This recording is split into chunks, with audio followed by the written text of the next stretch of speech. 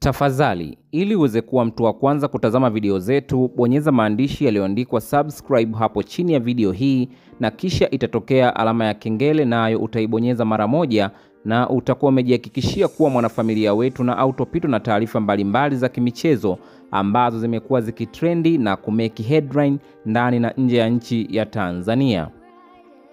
Miongoni mwa sekeseke ambalo lilikuwa linaendelea katika mitandao ya kijamii hususan katika mpira wa miguu hapa nchini Tanzania ni kuhusiana na sakata la dabi ya Kariakoo ambalo lilikuwa linatakiwa kuchezwa siku ya leo. Nazungumzia siku ya tarehe 15 ambapo klabu ya Simba Sport Club wao waliendelea kutoa msimamo wao kupitia afisa wao wa habari, lakini pia kupitia mitandao yao ya kijamii kwamba mchezo utaweza kuchezwa tarehe 15, lakini siku mbili kabla tuliweza kupokea taarifa kutoka katika bodi ya ligi ikisisitiza kwamba mchezo huo umesogezwa mbele mpaka tarehe 25. Sasa siku hii ya leo msemaji Ahmed Ally ambaye tunafahamu ni msemaji wa klabu ya Simba Sport Club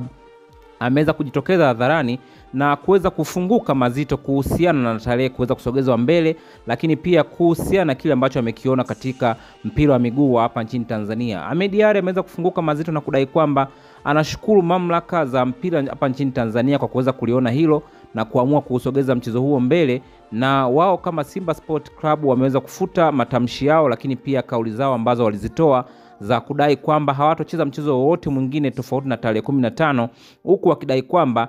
mpira wa Tanzania umeweza kubebwa na timu mbili ambazo ni Simba na Yanga, na hivyo wanaamini kabisa kupitia wao kucheza dabi hiyo kutaweza kuendelea kuutangaza vyema mpira wa Tanzania na kuweza kupeperusha bendera ya Tanzania katika mataifa mbalimbali, kwani tunafahamu kwa sasa ligi ya Tanzania imeweza kushika ubora namba 4 katika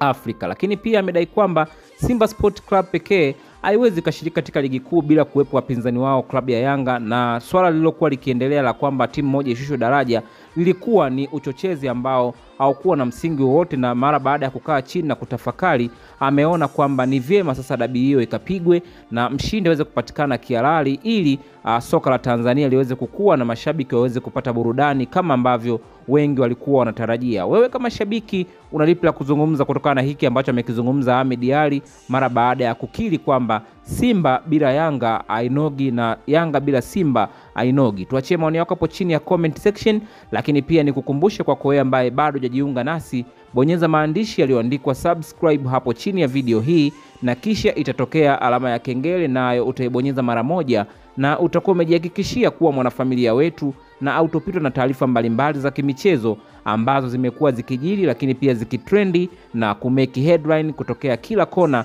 na kila pande ya nchi ya Tanzania. Niseme tu asante na kwaheri kwa kuendelea kuichagua Bob Mastori kwa taarifa mbalimbali za kimichezo ambazo zina trendi na kumeki headline.